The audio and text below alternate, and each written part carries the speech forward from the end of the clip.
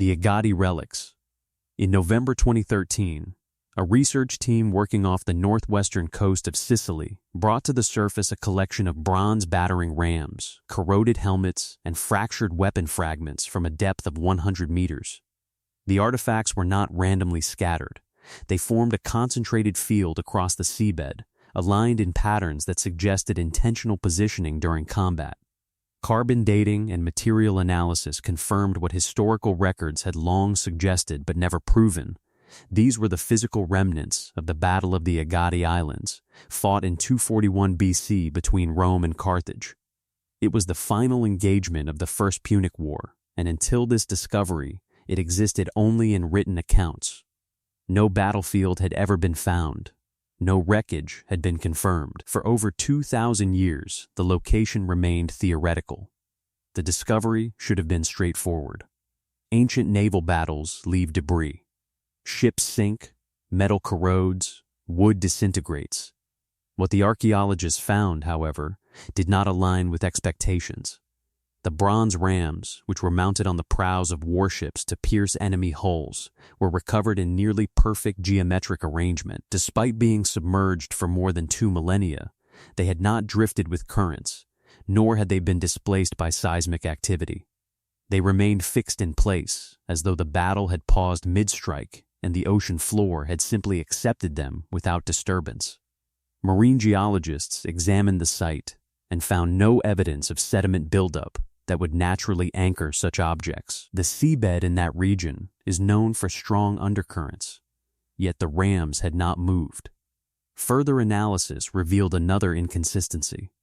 Several of the helmets bore impact marks that did not correspond to known Roman or Carthaginian weaponry of the period. The dents were too uniform, too deep, and struck at angles that would have required tools or force not documented in any contemporary source. Metallurgists who examined the bronze composition found trace elements that do not appear in other artifacts from the same era. The origin of these elements remains unidentified. When researchers attempted to recreate the alloy using period-appropriate methods, they could not replicate the exact structure.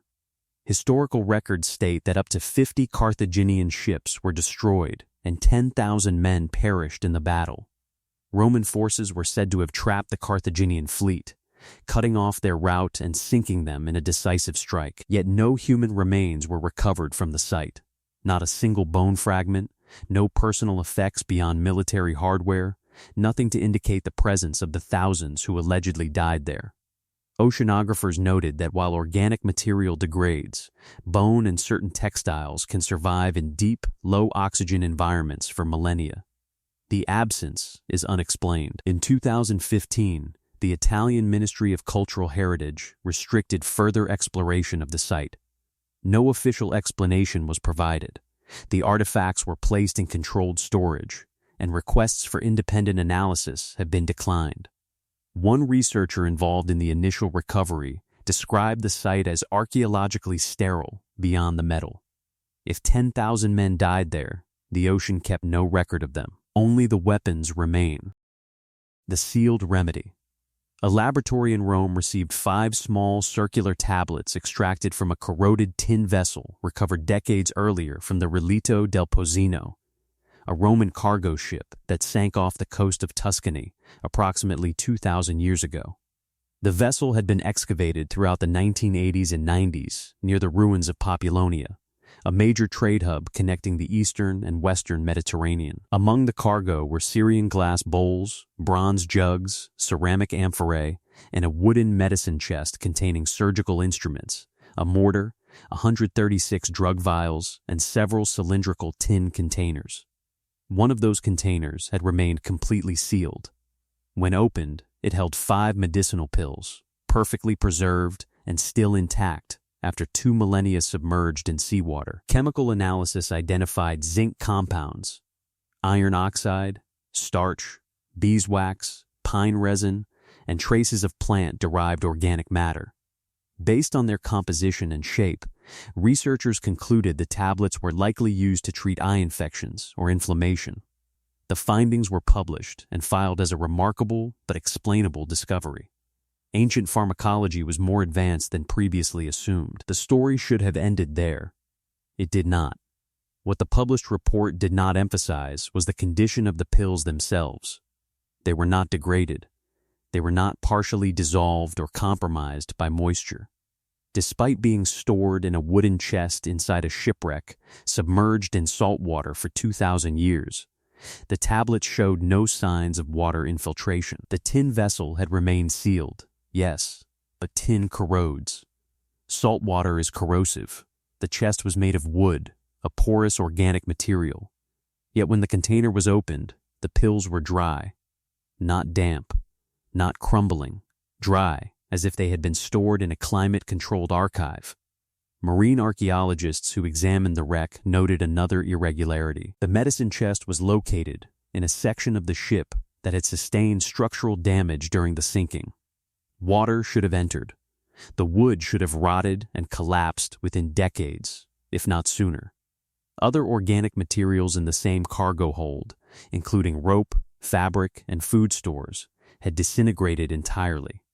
But the medicine chest and its contents had not. When conservators attempted to explain the preservation, they attributed it to unusual sealing and favorable microenvironment conditions.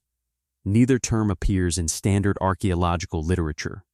No comparable example of such preservation has been documented in any other Mediterranean shipwreck. Further analysis of the zinc compounds revealed concentrations inconsistent with known Roman mining operations. Zinc extraction in the ancient world was rudimentary. The levels found in the tablets suggest a refining process that would not be developed for another 1,500 years. When modern chemists attempted to recreate the formula using ancient methods, they could not achieve the same purity or stability. One researcher described the tablets as chemically advanced, beyond the technological capacity of the period. The pills have since been placed in restricted storage. Requests for independent testing have been denied. The official explanation remains that they are simply well-preserved Roman medicine. But preservation does not account for impossible chemistry. The Romans may have known how to treat eye disease. They did not know how to stop time inside a shipwreck. The stitched vessel. In March 2014, marine archaeologist Giulia Boeto from the Centre National de la Recherche Scientifique announced the recovery of a wooden boat from Zambratia Cove on the northern coast of Croatia. Carbon dating placed the wreck at approximately 1200 BC, making it over 3,000 years old. The vessel measured 7 meters in length and 2.5 meters in width. It was identified as a sewn boat, a Bronze Age construction method in which wooden planks are bound together using organic cordage rather than metal fasteners or pegs.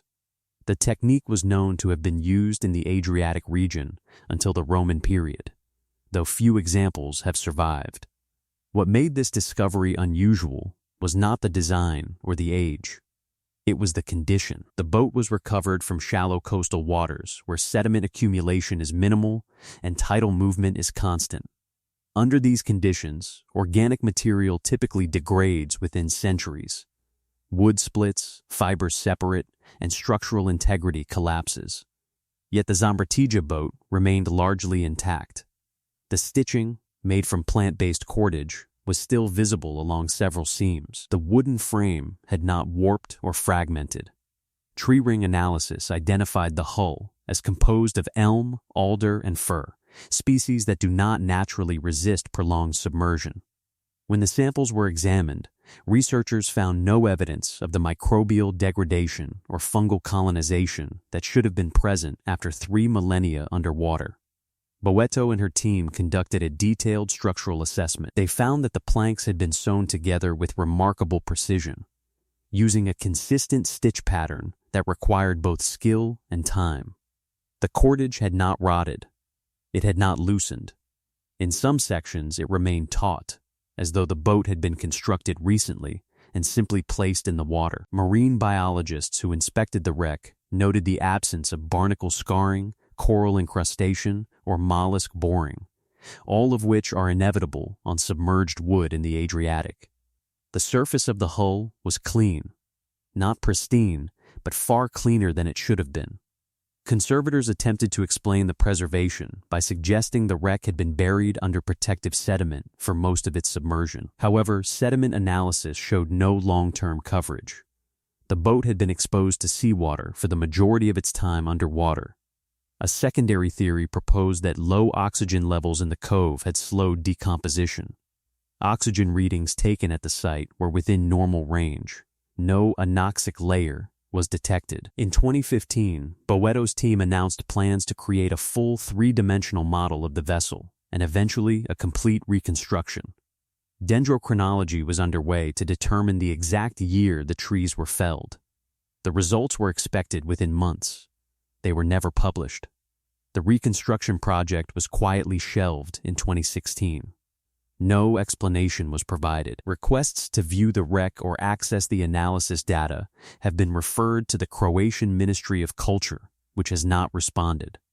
One member of the original research team, speaking off record, described the wood as structurally inconsistent with known decay rates. When asked to clarify, they said only that the boat should not exist in the condition it was found. Bronze Age shipbuilding is well understood. Wood decomposition is well understood. What is not understood is how a 3,000-year-old sewn boat can emerge from the sea as if it had been submerged for decades, not millennia. The cenote skulls. In 2014, a team of underwater archaeologists descended into Sac Wayam, a flooded sinkhole in Mexico's Yucatan Peninsula, approximately 15 kilometers from the village of Telchiquillo. Cenotes are natural limestone sinkholes that expose underground water systems, and many were used by the ancient Maya for ritual purposes. Local residents had long avoided Sac Wayam, claiming it was guarded by a feathered serpent with the head of a horse. Villagers described seeing the creature perched in trees near the cenote's edge, leaping upward, spinning 3 times in midair, and plunging into the water. The archaeologists dismissed the accounts as folklore. On the first dive, they found something that made them reconsider. At a depth of 30 meters, scattered across the limestone floor, were more than a dozen human skeletons. The bones were disarticulated, separated from one another, but not widely dispersed. They lay in loose clusters, as though the bodies had been placed rather than discarded. What immediately drew attention were the skulls. Every skull recovered from the site displayed extreme cranial elongation. The foreheads had been artificially flattened, and the rear of the skulls stretched upward, a deliberate modification performed during infancy by binding the head with boards or cloth. The practice is documented among several Mesoamerican cultures, though its purpose remains disputed. Status, beauty, religious significance, theories exist, but no consensus. What was unusual here was the uniformity. Every individual at the site had undergone the same modification. No normal skulls were found. The bones showed no signs of trauma, no cut marks, no fractures, no evidence of violence or sacrifice. Cause of death could not be determined. The skeletons were not buried. They had been submerged, but there were no grave goods, no offerings, no ceremonial markers. In other cenotes used for sacrifice, archaeologists have found jade, pottery, incense burners, and remains showing clear signs of ritual killing. Sac-Wayam contained none of this. Just bones, just skulls, just water. Radiocarbon dating placed the remains between 800 and 1000 AD during the terminal classic period of Maya civilization. This was a time of widespread societal collapse across the region. Cities were abandoned, trade networks fractured, populations disappeared. The reasons are still debated: drought, warfare, environmental degradation. But mass death was common. What was not common was the selective deposition of modified individuals in a cenote with no accompanying ritual context. Geological surveys of the cenote revealed another anomaly. The limestone walls bore no tool marks, no evidence of human excavation or modification. Yet the entrance to the underwater chamber was narrow, less than a meter wide, and required navigating a vertical shaft before opening into the main cavern. Transporting bodies into such a space would have been difficult, especially in a pre-industrial context. The effort required does not match the absence of ceremony. If these people were important enough to modify an infancy and transport into a cenote, why were they not honored in death? One archaeologist involved in the excavation noted that the bones had an unusual weight. They were denser than expected, heavier than typical Maya remains from the same period. Bone density analysis was conducted, but results were never published. The site was closed to further exploration in 2015. The UCAT Ministry of Culture cited preservation concerns and prohibited additional dives. The skeletons were transferred to a storage facility in Merida. Requests to study them have been declined. The villagers still speak of the serpent. They say it does not guard the cenote. It waits inside it. The Baltic cache. In March 2014, a team of divers working off the coast of southern Sweden, near the island of Havung in the Baltic Sea, discovered a collection of Stone Age artifacts resting on the seabed at a depth of 16 meters. The objects included flint tools, carved wooden implements, animal bone fragments, and pieces of worked antler. Radiocarbon analysis dated the materials to approximately 11,000 years ago, placing them in the early Mesolithic period, shortly after the last ice age.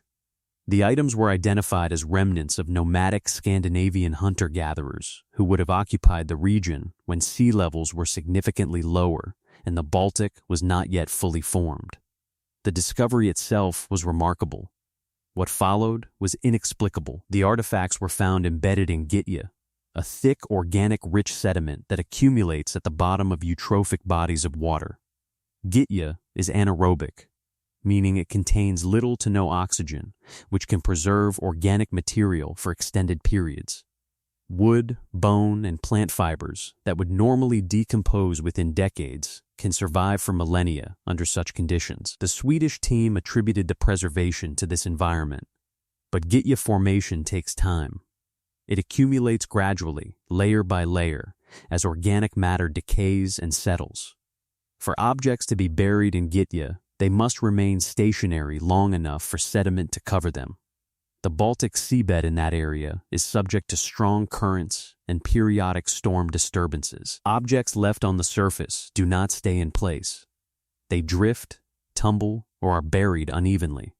Yet the artifacts were found in a tight cluster, aligned in a pattern that suggested intentional arrangement, not random discard.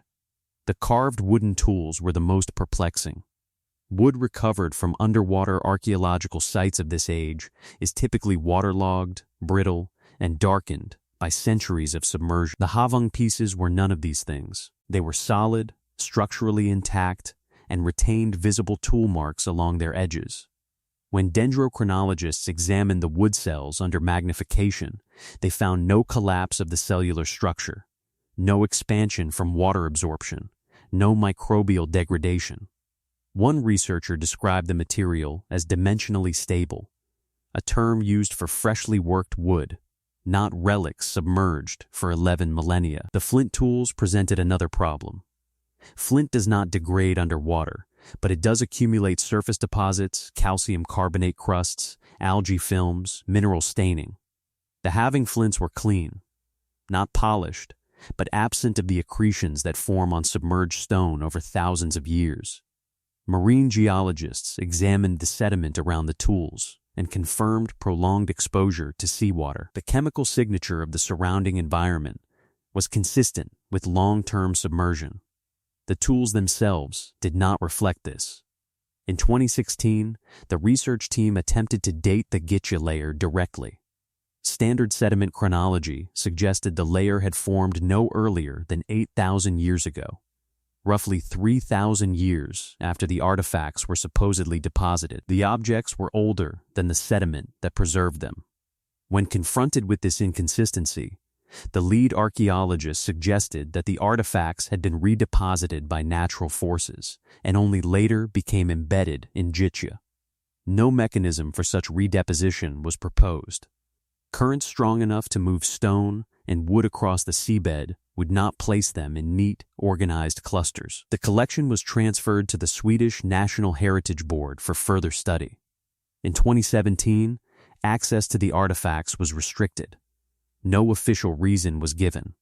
A planned exhibition at the Historical Museum in Stockholm was cancelled without explanation. One museum curator, speaking anonymously, stated that the items do not conform to expected preservation models and that their display would raise questions the institution is not prepared to answer.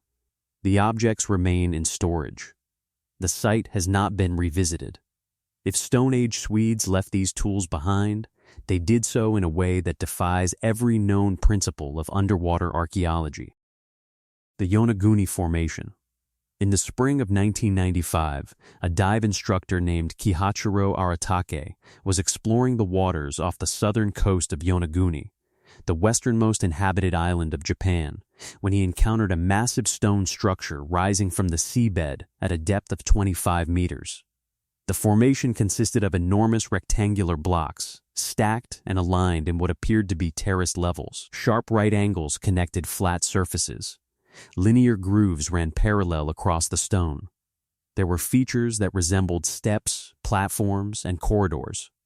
Aratake reported the discovery to Masaki Kimura, a marine geologist at the University of the Ryukyus, who began a systematic survey of the site. Over the following years, the structure was mapped, photographed, and analyzed. What emerged was not a single anomaly, but an extensive complex spanning over 300 meters. The debate that followed has never been resolved. Proponents of artificial origin point to the precision of the angles. Natural erosion does not typically produce 90-degree corners. Water and wave action round edges, fracture stone along weak points, and create irregular surfaces. The Yonaguni blocks display none of this. The terraces are flat, the edges are sharp. In several locations, stone channels run in straight lines for over 10 meters without deviation.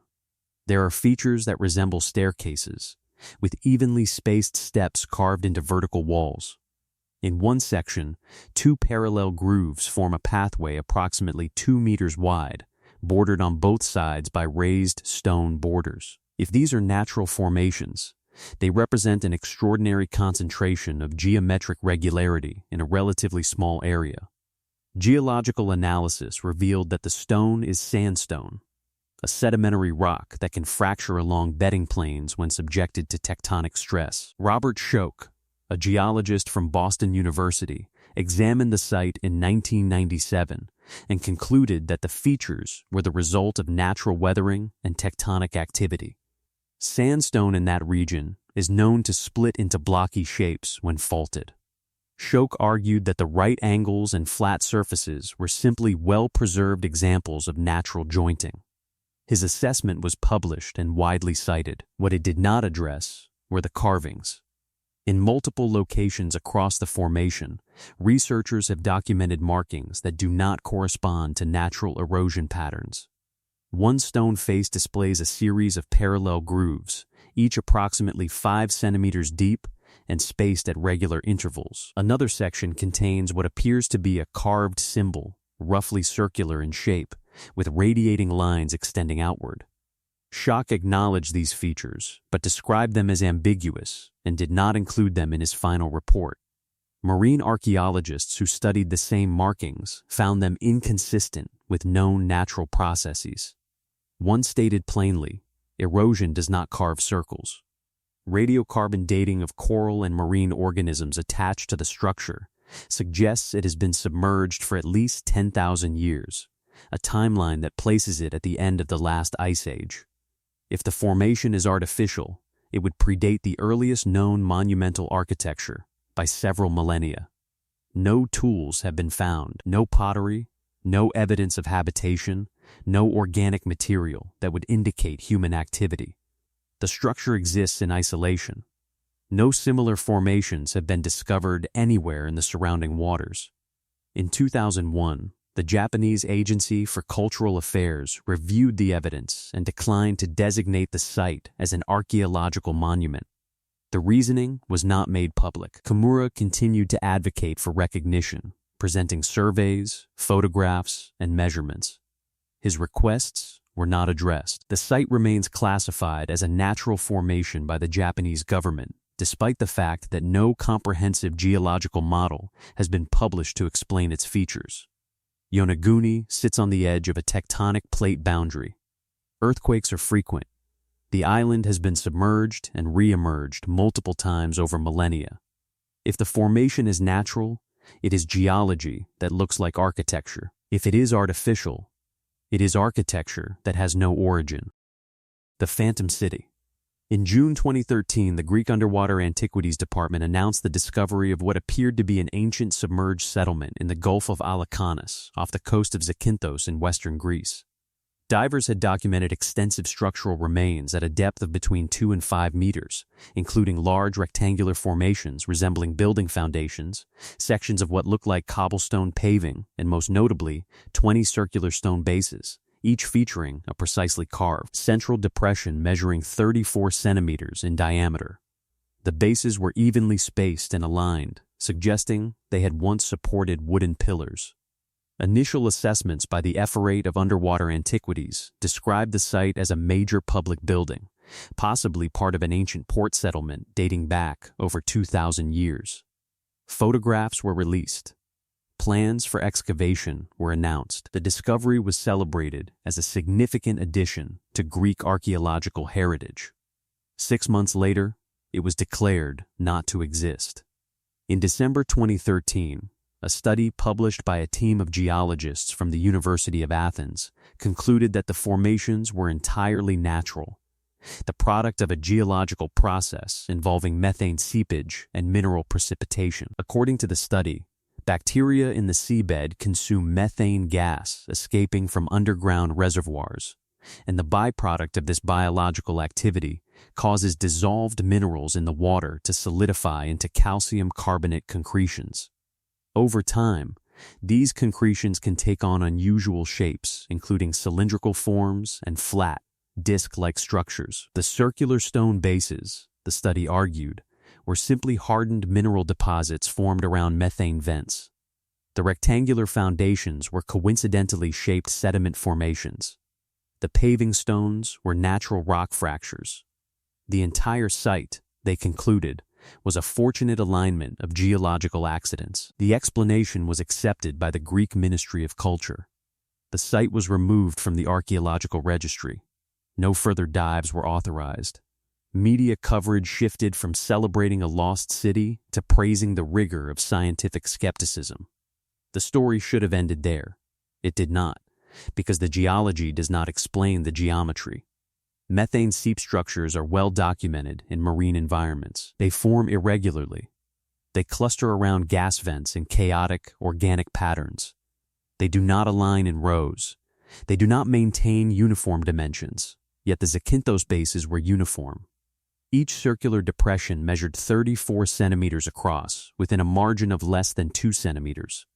The spacing between them was consistent, averaging just over 3 meters. If these were natural formations, they represent a level of symmetry unheard of in seep carbonate geology. One marine geologist, not involved in the original study, reviewed the published measurements and described the uniformity as statistically improbable for a natural process. The cobblestone paving presented another problem. The stones were flat, angular, and fitted together in a tessellated pattern. Calcium carbonate concretions do not form flat-topped polygonal shapes. They build up in mounds, nodules, or irregular crusts. The supposed paving stones had sharp edges and interlocking boundaries. When confronted with this, the authors of the geological study suggested that the stones were simply fractured bedrock, weathered into angular pieces by wave action. But the seabed at the site is not bedrock. It is sediment. Fractured bedrock does not exist there. Requests to revisit the site have been denied. The Ephorate of Underwater Antiquities, which initially championed the discovery, has not issued further statements. Photographs of the circular bases remain in the public record, but no independent analysis of the stones themselves has been permitted. One archaeologist involved in the initial survey resigned shortly after the site was reclassified. In a private correspondence later made public, they wrote, "We were told what to conclude before we finished looking. If the Zakynthos structures are natural, They are the most orderly natural formations ever found in the Mediterranean. If they are artificial, an entire ancient settlement has been dismissed on the basis of a single geological report. Either way, something is being ignored. The drowned metropolis. In February 2014, Chinese officials authorized a series of exploratory dives into Chandao Lake in Zhejiang province to assess the condition of Xicheng, an ancient city deliberately flooded in 1959 during the construction of the Jinan River hydroelectric dam. The city, known historically as the Lion City due to its location at the base of Wushai Mountain, or Five Lion Mountain, had been submerged for over 50 years. Decay was expected. Structural collapse, silt accumulation, erosion of wooden beams, disintegration of masonry, standard outcomes for prolonged underwater submersion. What the dive teams found defied every projection. The city had not decayed. It had not collapsed. It was intact. The streets were still paved. The wooden door frames were still standing. The stone archways that marked the entrances to residential districts were undamaged, with carvings still sharp enough to read. Temple facades retained their painted inscriptions. Interior walls bore murals, undisturbed by water or algae. In the central plaza, stone sculptures of lions stood exactly where they had been placed centuries earlier. Not toppled, not fragmented, not encrusted with the biofouling that covers every submerged surface within years of immersion. The entire city looked as though it had been submerged days ago, not decades. Xicheng was founded during the Eastern Han Dynasty, nearly 1800 years ago, and had been continuously inhabited until its evacuation in 1959. The architecture reflected multiple periods, from Ming Dynasty gates to Qing-era residential complexes. Wood, stone, brick, plaster, all materials known to degrade rapidly underwater. Wood swells, softens, and disintegrates. Plaster dissolves. Brick crumbles, yet the buildings of Xicheng showed none of this. Wooden beams were solid. Plaster walls were smooth. Brick structures displayed no cracking or spalling. Conservators brought in to assess the site found no microbial activity, no rot, no structural compromise of any kind. The water in Chandao Lake is not anoxic. Oxygen levels are normal for a freshwater reservoir. The temperature fluctuates seasonally. The lake is not stagnant. These are not conditions that preserve organic material. In comparable submerged sites, such as the flooded towns of Europe's reservoir systems, wood typically fails within 20 years. Xicheng had been underwater for over half a century, yet its infrastructure remained as stable as the day it was flooded. One structural engineer reviewing the dive footage stated plainly, "This should not be possible." Further investigation revealed another anomaly. The city had no silt. Chandao Lake is fed by rivers carrying sediment from the surrounding mountains. Submerged structures in the lake accumulate thick layers of fine particulate matter within years. Xicheng's streets were clear. The interiors of buildings were free of sediment. Doorways, windowsills, and courtyards showed no accumulation. It was as if the water moved through the city but left nothing behind. Hydrologists could not explain the absence. Currents in the lake are not strong enough to sweep sediment away continuously. The city sits in a low-lying basin where deposition should be heaviest. In 2015, the Chinese government approved a limited tourism initiative, allowing certified divers to visit specific sections of the city under strict supervision. Photographs and video from these dives circulated internationally. Archaeological journals noted the preservation but offered no explanation. Comparisons to other submerged cities were made, and none matched the condition of Xicheng. One marine archaeologist wrote, "We are looking at a preservation event, not a preservation environment." In 2017, access was restricted. Tourism permits were revoked without explanation. Official statements cited conservation concerns, though no deterioration had been observed. Scientists who had been granted research access reported that their permits were not renewed. Data from sonar surveys conducted in 2016 was classified by the Zhejiang Provincial Department of Culture. Requests for publication were denied. Xicheng remains submerged. It remains intact, and no one has explained how a city flooded in 1959 can look like it was flooded yesterday. The mapped ruins. In 1967, a geologist surveying the coastline near the village of Pavlopetri in southern Greece noticed geometric patterns visible through shallow water offshore. Aerial reconnaissance confirmed the presence of rectilinear structures extending across the seabed at a depth of approximately 4 meters. Subsequent underwater surveys identified a complete Bronze Age settlement, with streets, building foundations, courtyards, and what appeared to be a central plaza. Ceramic fragments recovered from the site dated the city to at least 2800 BC, making it one of the oldest submerged urban centers ever discovered. The layout was astonishingly clear. Roads intersected at right angles. Houses were organized into blocks. A water management system, including channels and terracotta piping, was still identifiable. The city had not eroded into rubble. It had simply sunk and stayed exactly where it fell. Pavlopetri is believed to have been submerged around 1000 BC, likely due to seismic activity.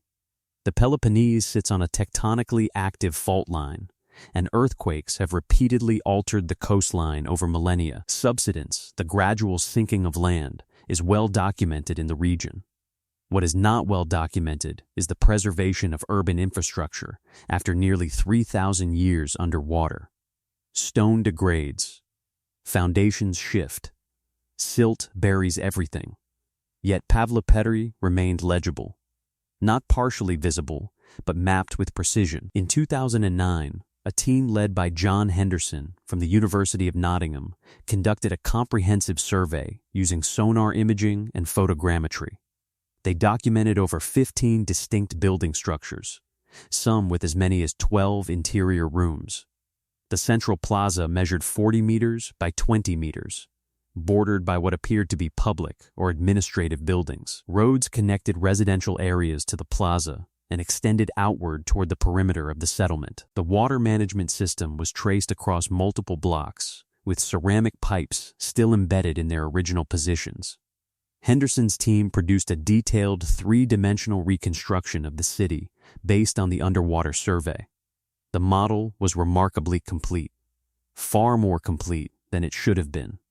Most submerged sites lose definition over time. Walls collapse, streets fill with sediment, organic materials vanish, and what remains is a scatter of stone and ceramic shards that must be interpreted through excavation and analysis. Pavlopetri did not require interpretation. The city plan was visible from the surface. Divers could swim down the streets. The walls, though reduced to foundations, still outlined rooms, doorways, and corridors. One archaeologist described it as architecturally frozen. Another noted that the level of preservation does not align with expected degradation over 3 millennia. Marine geologists examined the site to determine why it had remained so intact. The seabed in that area is sandy, not rocky. Structures built on sand typically settle unevenly and fracture as the substrate shifts. Pavlopetri's buildings had not shifted. The streets had not buckled. The plaza had not sunken into the seabed. The entire city rested on the surface of the sand as though it had been carefully placed there. No subsurface anchoring was found. No bedrock foundation. Just sand. One engineer reviewing the survey data stated, "Cities do not sit on sand for 3,000 years without sinking into it." The ceramics told another story. Pottery fragments scattered across the site were analyzed and found to be in unusually good condition. Ceramic is durable, but prolonged exposure to salt water typically results in surface pitting and mineral deposits. The Pavlopetri ceramics were clean. Some still bore painted decoration. One storage jar, recovered intact, contained residue that was chemically analyzed and identified as olive oil. The oil had not fully degraded. Organic chemists were baffled. Olive oil does not survive underwater for thousands of years. In 2011, the Greek government restricted access to the site. Further dives required special permits, which were rarely granted.